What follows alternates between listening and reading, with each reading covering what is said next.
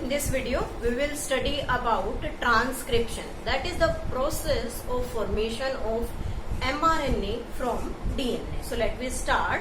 First of all, what is transcription?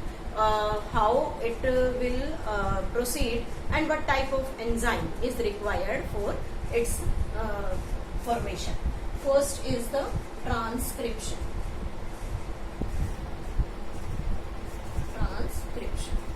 Transcription is the formation of RNA from DNA.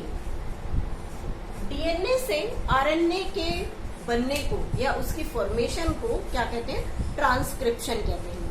जब हम इस transcription की बात करते हैं तो there is the different enzyme for the transcription. And this enzyme is named as DNA dependent RNA polymerase,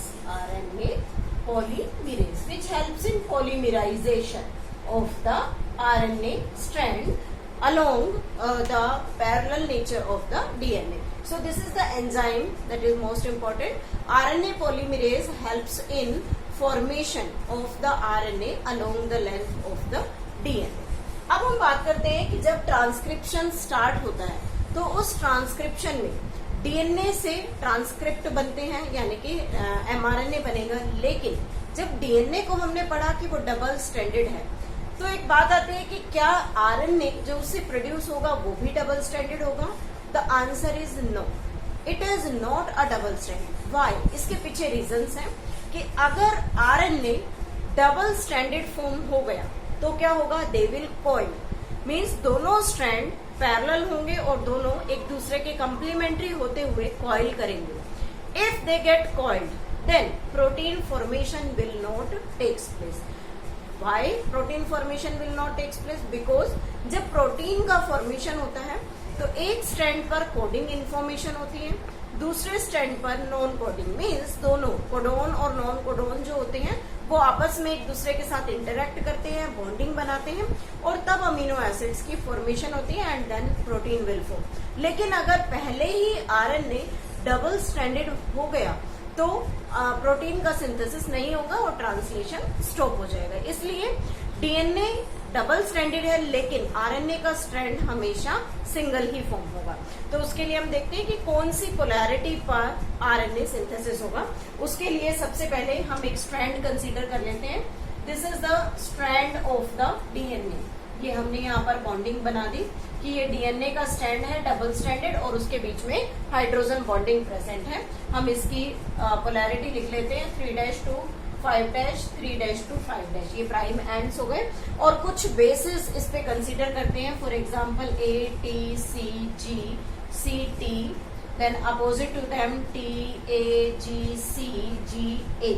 ये हमने एक डीएनए के स्ट्रैंड को कंसीडर किया. अब हम इसमें देखेंगे कि कौन सा स्ट्रैंड फॉर्मेशन करेगा आरएनए की और कौन सा नहीं करेगा. तो एक चीज हमेशा ध्यान रखने की है कि मॉलिक्यूलर बेसिस में जो भी सिंथेसिस होता है, न्यू सिंथेसिस, उस न्यू सिंथेसिस की जो डायरेक्शन होगी वो हमेशा 5' से 3' एंड पर होगी. मीन्स कोई भी नया स्ट्रैंड जब बनेगा तो वो हमेशा 5' से 3' एंड की तरफ बनेगा.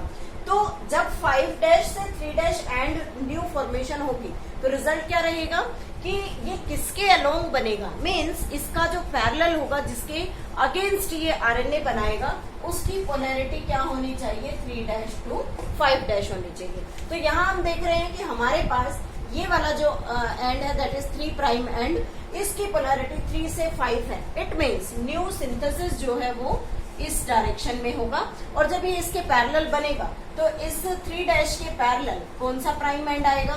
5' और इसके यहाँ लास्ट में जब ये पहुंचेगा तो यहाँ बनेगा 3' एंड. तो इस चीज को हमेशा ध्यान रखना है कि किस तरीके से ये फॉर्मेशन करता है. सेकेंड थिंग कि जब हम इन दोनों स्ट्रैंड्स की बात कर रहे हैं तो फर्स्ट ऑफ ऑल क्या होगा कि इनके बीच से हाइड्रोजन बॉन्ड्स जो है वो ब्रेक हो जाएंगे ताकि ये अपने पैरेलल एक आरएनए स्ट्रैंड की फॉर्मेशन करे. थोड़ा सा दूर चले जाते हैं और उसके बाद इनकी फॉर्मेशन होती है। तो यहाँ पर हमारे पास ये 2 स्ट्रैंड्स हैं। इस स्ट्रैंड को जिसके अलोंग न्यू सिंथेसिस होगा, that strand is known as template strand. ये हमने डीएनए एप्लीकेशन में भी पढ़ा था। टेम्पलेट स्ट्रैंड जो किसी न्यू सिंथेसिस को प्रोसीड कर रहा है। अब ये जो स्ट्रैंड बचा, ये कोई भी नया सिंथेसिस नहीं करेगा, तो इसे क्या कहेंगे? Coding strand. कोडिंग स्ट्रैंड कहेंगे, कोडिंग स्ट्रैंड। दूसरा नाम दे सकते हैं जो टेम्पलेट स्ट्रैंड है, this template strand is also named as antisense strand. This is named as antisense strand and this coding strand is named as sense strand. Coding strand is named as sense strand. अब बात आती है कि इसको sense strand क्यों कहते हैं और कोडिंग क्यों कहते हैं। कोडिंग इसलिए कहते हैं कि जब ये डीएनए कंप्लीट हो, डीएनए आरएनए की फॉर्मेशन कंप्लीट कर लेगा, तो ये वापस से इसके साथ हाइड्रोजन बॉन्डेड हो जाएगा, इसका कंप्लीमेंट्री है, इसलिए इसे कोडिंग स्ट्रैंड कहा। सेंस स्ट्रैंड क्यों कहते हैं? बिकॉज जो यहाँ से आरएनए की फॉर्मेशन होगी, उस आरएनए के ऊपर प्रेजेंट जो बेसिस हैं वो बिल्कुल सिमिलर होंगे इस कोडिंग स्ट्रैंड के, एक्सेप्ट यूरेसिल। यूरेसिल की जगह पर, मतलब वहां आरएनए में यूरेसिल बेस प्रेजेंट होता है, तो आरएनए में यूरेसिल होगा और यहाँ कोडिंग स्ट्रैंड पर थायामिन। उसके अलावा जो भी बेसिस होंगे वो बेसिस बिल्कुल सिमिलर होंगे, इसलिए इसे क्या कहते हैं? सेंस स्ट्रैंड कहते हैं। तो देखते हैं कि इस पे जो आरएनए सिंथेसाइज होगा उस पर कौन कौन से बेसिस अटैच होंगे। This is the direction and opposite to A U T A C G G C C G T A. If we match this RNA strand with this coding, तो यहाँ सिर्फ एक्सेप्शन क्या मिलेगा? Thymine की जगह uracil. This thymine uracil, adenine adenine, guanine guanine, cytosine cytosine, guanine guanine, adenine adenine. It means दोनों strand RNA और coding दोनों के ऊपर प्रेजेंट बेसिस सिमिलर है, इसलिए इसे हम यहाँ क्या कहते हैं? सेंस स्ट्रैंड कहते हैं। So this is about the transcription, how the template DNA strand is present here. Next is the transcription unit. Transcription unit. Transcription unit means the part of DNA between promoter and terminator. Promoter and terminator means promoter और terminator के बीच का जो segment है उसे हम यहाँ क्या कहते हैं? ट्रांसक्रिप्शन यूनिट कहते हैं। और उस ट्रांसक्रिप्शन यूनिट पर क्या क्या प्रेजेंट होता है? 1 is promoter, second is structural gene and third is terminator. ये 3 चीजें ट्रांसक्रिप्शन यूनिट पर प्रेजेंट होती है। तो ड्रॉ कर लेते हैं कि ट्रांसक्रिप्शन यूनिट क्या होती है। अगेन यहाँ भी हम एक डीएनए का स्ट्रक्चर कंसीडर कर रहे हैं। This is the structure of the DNA. Again 3 prime and 5 prime, 3 prime 5 prime and here is presence of a promoter and at the 5' and there is present a terminator. Label कर लेते हैं। This is promoter and it is known as terminator.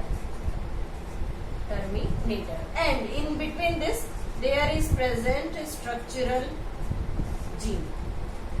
Structural gene. This strand is known as coding strand. Coding strand अभी हमने बात की थी। अगर हम इसको इसकी जगह रखकर देखें तो सेम है। यहाँ पर प्रोमोटर प्रेजेंट होगा, यहाँ टर्मिनेटर, बीच में ये हमने स्ट्रक्चरल जीन शो किए हैं। इसका नीचे वाला स्ट्रैंड जो आरएनए फॉर्मेशन में टेक पार्ट नहीं करता उसे कोडिंग स्ट्रैंड कहेंगे, और जो टेक पार्ट करेगा उसे हम क्या कहेंगे? Template strand. तो यहाँ पर टेम्पलेट हो गया। अब क्या होगा कि जो ट्रांसक्रिप्शन की जो डायरेक्शन होगी वो इस साइड पर होगी। ट्रांसक्रिप्शन की डायरेक्शन वाई, क्योंकि 3 प्राइम एंड के अलोंग ही क्या बनेगा? 5 प्राइम एंड, और न्यू सिंथेसिस की डायरेक्शन हमेशा 5 प्राइम से 3 प्राइम एंड की तरफ होती है. So this is about the transcription unit. Now what is the description of this transcription unit? Now first is the promoter. Promoter present, the promoter is present at 5 dash, or you can say 5 prime end of coding strand, and 3 prime end of, we can say, the template strand. और इस तरीके की जो इसकी location है उसे upstream कहते हैं. Upstream and you can say the to the left of structural gene के लेफ्ट साइड पर प्रेजेंट होता है. Now what is the function of this promoter gene? Helps in providing attachment to RNA polymerase को attach करने के लिए site provide करता है. एंड इनिशिएट ट्रांसक्रिप्शन, और क्या करेगा? ट्रांसक्रिप्शन को स्टार्ट करता है. इसलिए इसे हम क्या कहते हैं? प्रोमोटर, जो एक्टिविटी को प्रमोट करने में हेल्प करता है. सेकंड आता है terminator. Second one is terminator. Terminator is opposite to it. Terminator present at 3 dash end of coding strand के 3 dash end पर, and 5 dash end of template, और template के 5 dash end पर present होता है. और ऐसी स्ट्रीमिंग प्रोसेस को क्या कहते हैं? Downstream process, and it is present to the right of structural gene, और ये स्ट्रक्चरल जीन के राइट साइड में प्रेजेंट होता है. Now what is the function of this terminator? Helps in termination of transcription के टर्मिनेशन में help करता है. Clear? One more important thing about this promoter, at certain DNA places there is present AT rich bases, means ज्यादा से ज्यादा AT rich bases present होते हैं, और ऐसे इस फ्रेगमेंट को, प्रोमोटर साइट को, यहाँ पर क्या बोलते हैं? टाटा बॉक्स कहा जाता है. That is due to the richness of the adenine and thymine bases in the segment. So it is known as Tata box, that is present in eukaryotic cell, and this is also known as the Pribnow box. इसे Pribnow box के नाम से भी जाना जाता है. And the last about this, we can say the transcription unit is the structural gene. These structural gene involves in formation of RNA. ये RNA के फॉर्मेशन में इन्वॉल्व होते हैं. So they are known as the structural gene. लेकिन इन structural gene के basis पर जो स्ट्रैंड है, जो ट्रांसक्रिप्शन है, उसे 2 पार्ट्स में डिवाइड किया गया है. First is monocistronic, and second is polycistronic. Monocystronic and polycystronic. Monocystronic means these are present in eukaryotes, and they carry information for synthesis of one polypeptide. एक प्रोटीन चेन की formation, एक protein chain की synthesis को code करेगा, तो उसे हम क्या कहेंगे? Monocistronic structural gene, and these always exist in the eukaryotes. Next is the polycistronic. These are found in prokaryotes, and these prokaryotes carry information for the synthesis of for synthesis of more polypeptide, एक से ज्यादा polypeptide synthesis में help करता है, इसलिए इसे क्या कहते हैं, polycystonic. So this is all about the transcription unit. In the next video we will study about the mechanism of the transcription.